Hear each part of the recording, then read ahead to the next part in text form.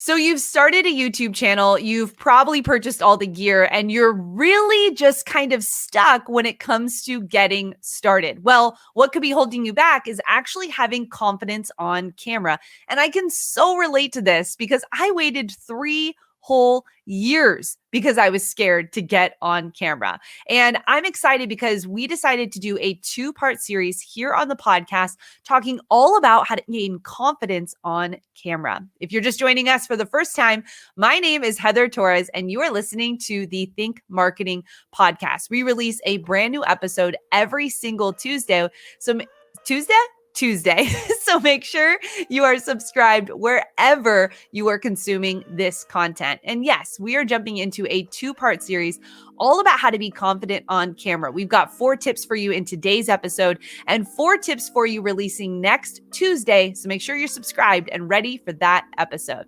I love when we get to bring our industry experts to the podcast for you. And today we have a fire episode with our friend Brock Johnson. And this interview is actually brought to you by idea2income.tips. You can check out idea2income.tips. I'll tell you a little bit more about that later, but it's Brock and Shalene Johnson's 5-day challenge on how to make money online in 2021. Well, let's actually jump into today's episode where we're going deep into confidence on camera. Sean and Brock have a great conversation around 4 main tips for building that confidence so you can go live, you can make your reels, your TikTok, and of course, your YouTube videos. So grab your notebook, lean in, and let's jump into today's episode.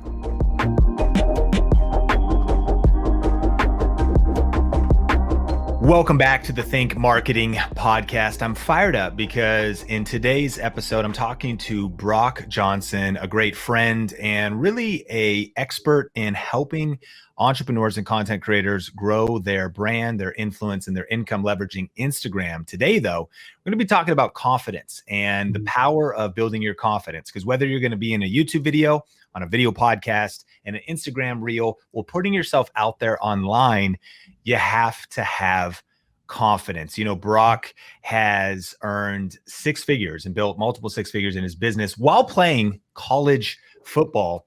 And now does some incredible projects with Shalene Johnson, who is also his mom. And they run a project like Insta Club Hub and some very cool things. And so he's helped a lot of different people accomplish a lot of great results. Brock, welcome to the show. Sean, thanks for having me. Excited to be here. You know, I love this topic of confidence, and you've got these 8 tips because I would say for everybody watching, they may already feel like, I could skip this one, but don't skip this episode because I think that you could always grow in more confidence. But at the same time, we've gone through a lot of journeys on our personally where it's scary to get on camera.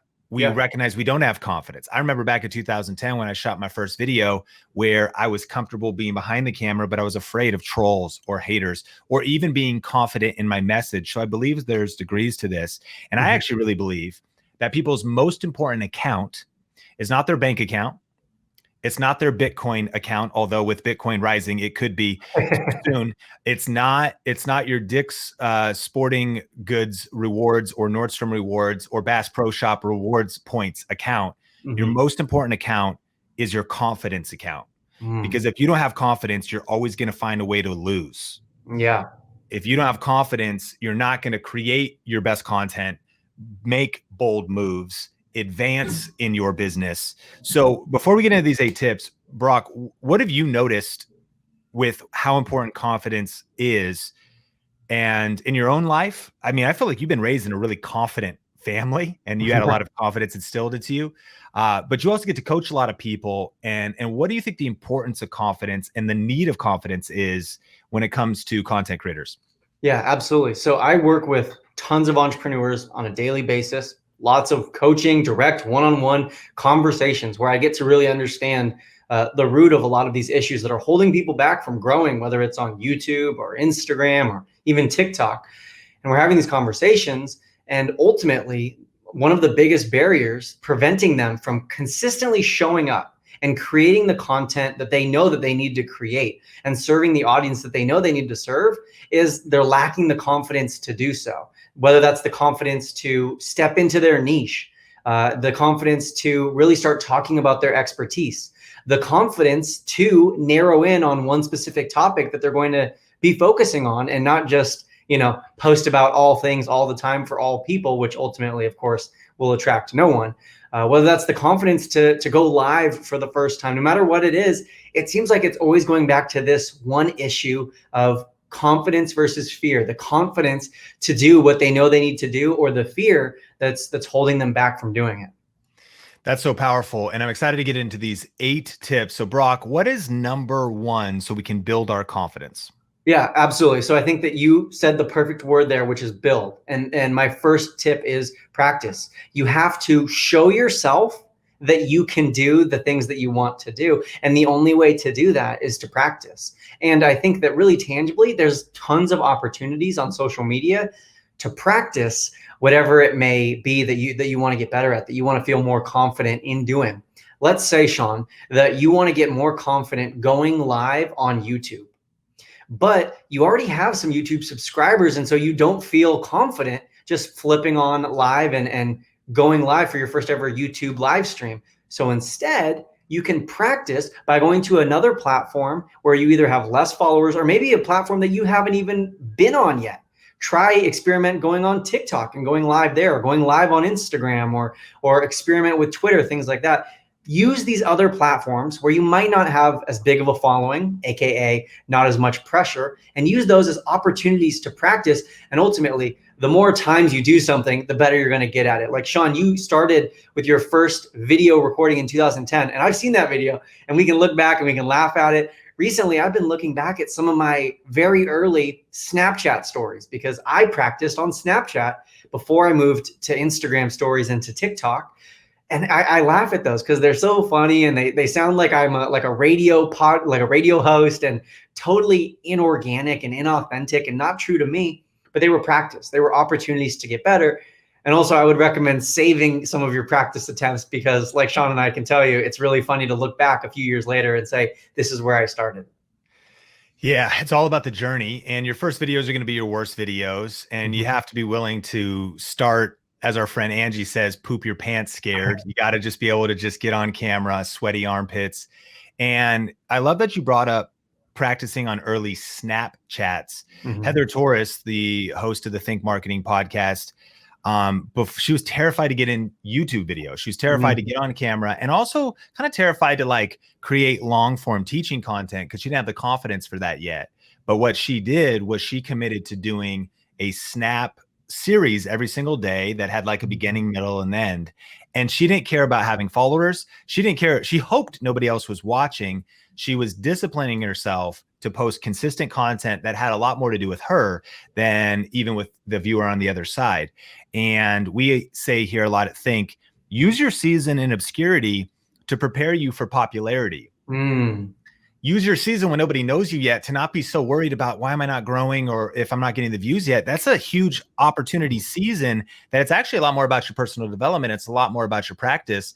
And science even reveals the confidence competence loop, that actually psychology, that in order to grow in confidence, you need competence. But the problem is when you're just starting, you don't really have competence yet. And you also don't have confidence. Yeah. Well, you just got to start. You start practicing, and it's weird and it's awkward. And then you start going, oh, that wasn't too bad. Or, wow, I got a nice comment. I actually helped somebody.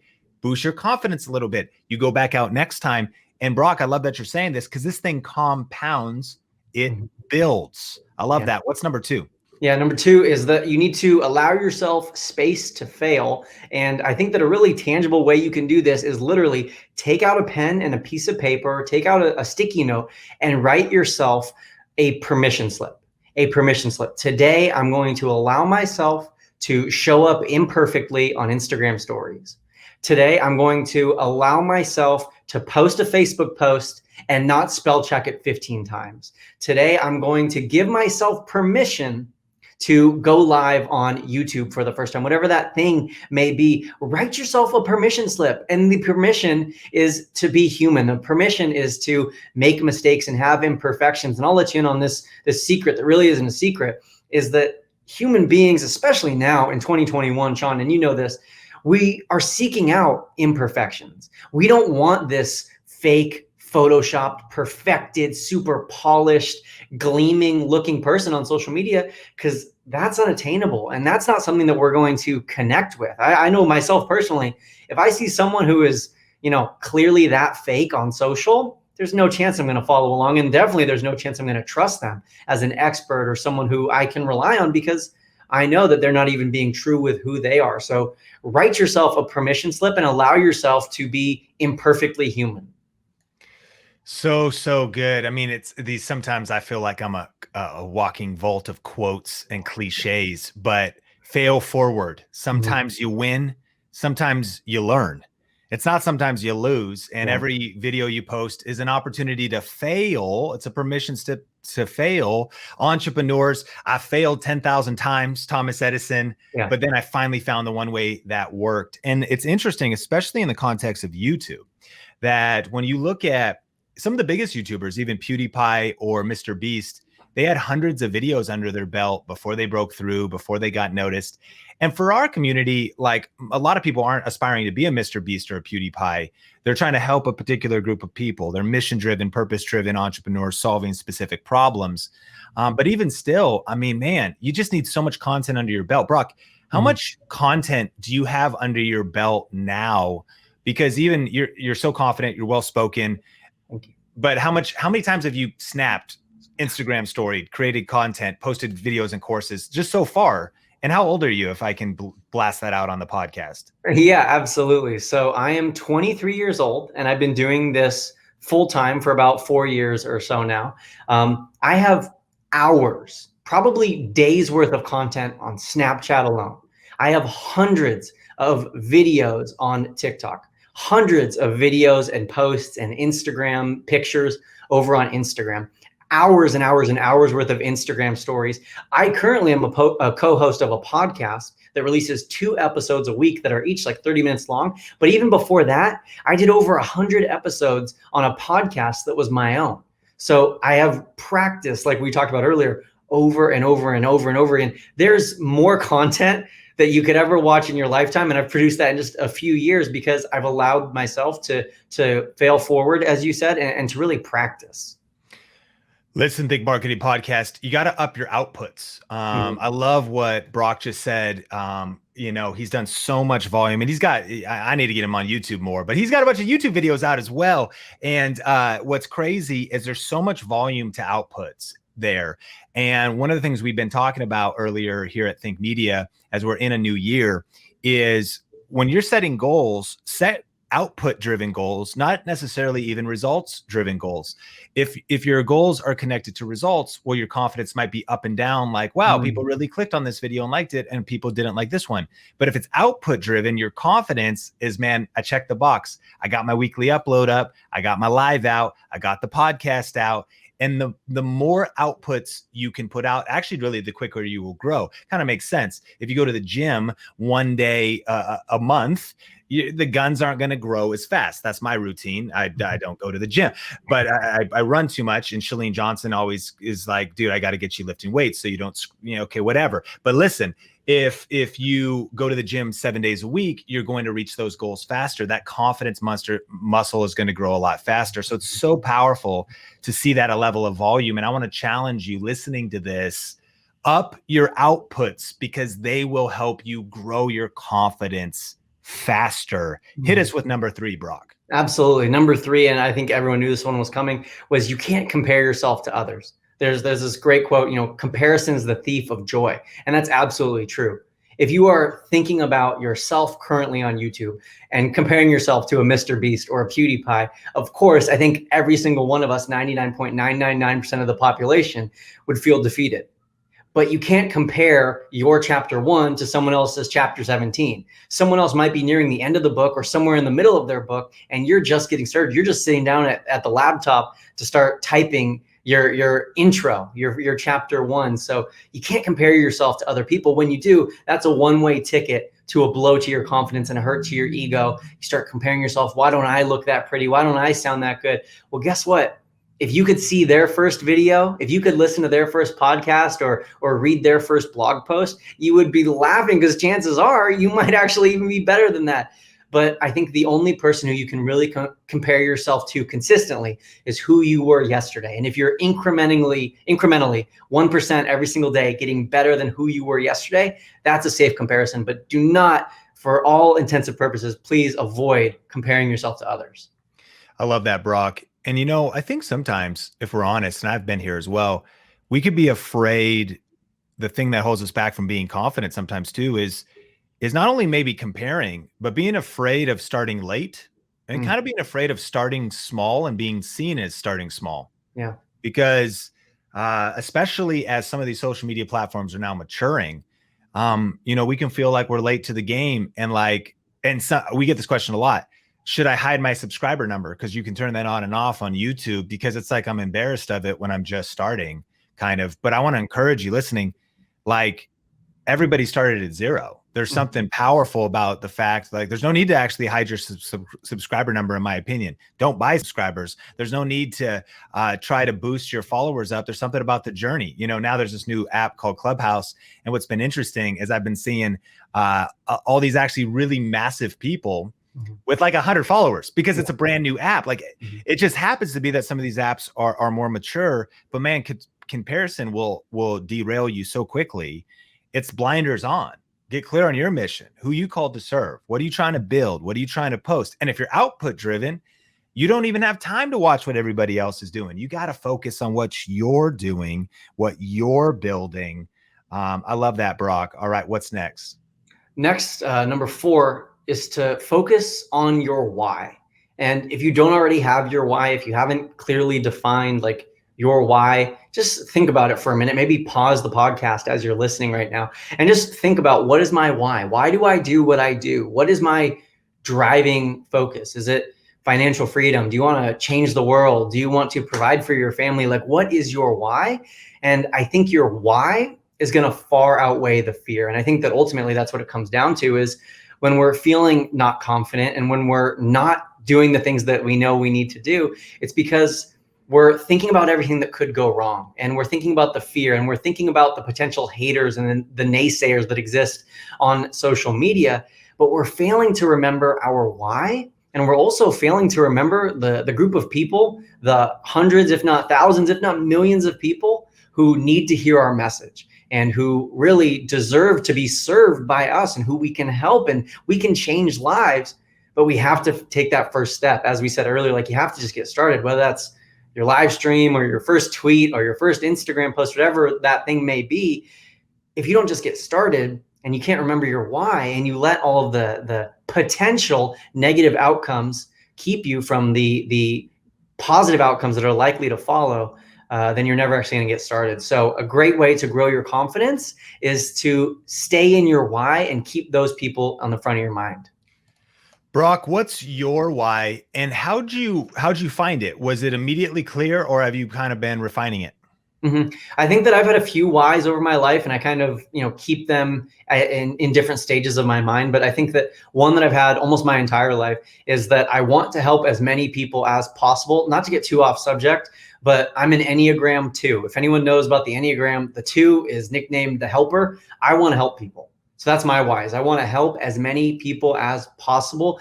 When I was young growing up, I thought it was going to be a professional football player, and I would use that outlet, that platform, to help as many people as possible. Now I've changed, I pivoted, I do something else rather than playing in the professional football league.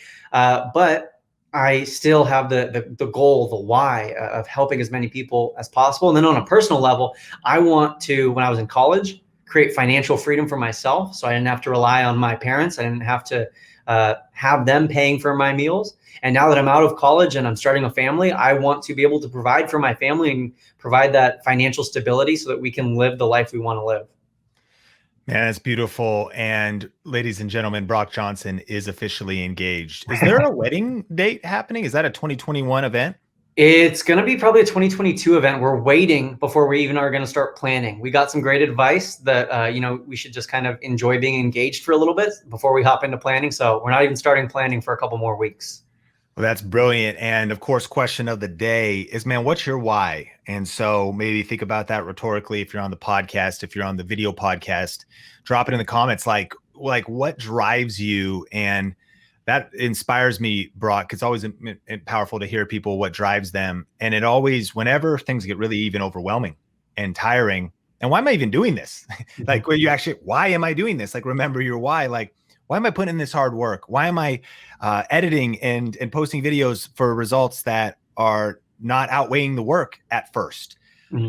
Reasons come first, results come second, and having those powerful reasons that can fuel you to get through the hard times. These are essential in this industry, because there's gonna be times where you want to quit, where it seems like it's not working out, where you go up and make some progress and it feels like you're going backwards. So remembering your why, I love it.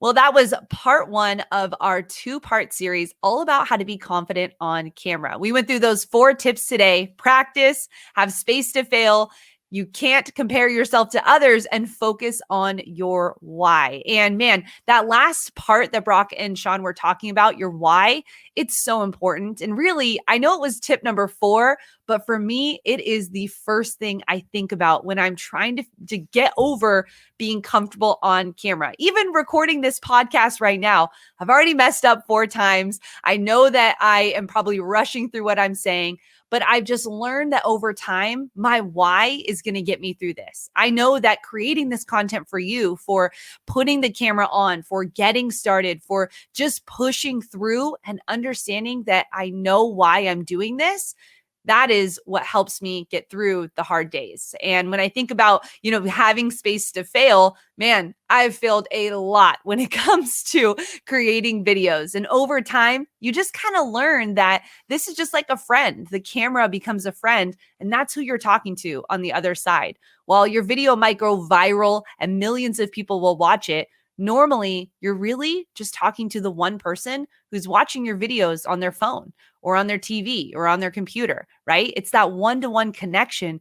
And so confidence for me on camera has really come from over time, understanding that when I'm looking at the lens, that I'm just talking to a friend, and that helps to eliminate the anxiety that comes with public speaking. There was a study that was done that said that 77% of people actually have public speaking anxiety. And I fall under that category for sure.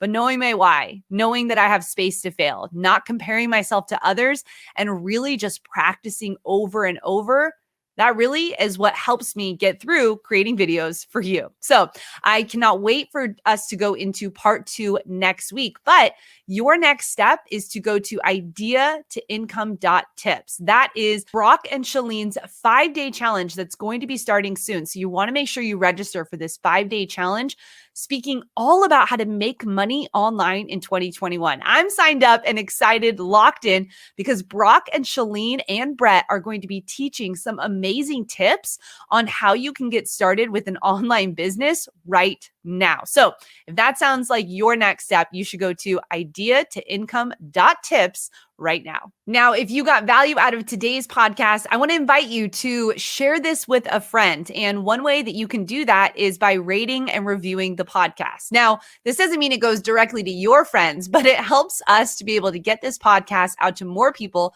just like you who want to learn how to crush it on YouTube. And when you rate and review the podcast over on iTunes, you might get a shout out on the podcast. And today's shout out goes to Steve from Scranton.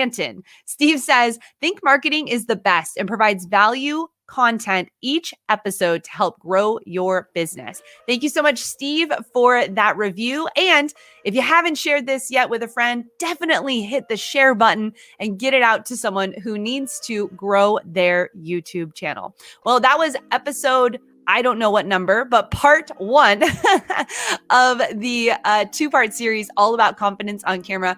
Join us next week as we dive into 4 more tips for you all around how to gain more confidence when it comes to creating your videos. I want to thank you so much for your time and for being a part of our Think community. And make sure you go to idea-to-income.tips if you want to join Brock Johnson, Shalene Johnson, and Brett Johnson all on their 5-day challenge on how to make money online in 2021. I'll see you on the next episode.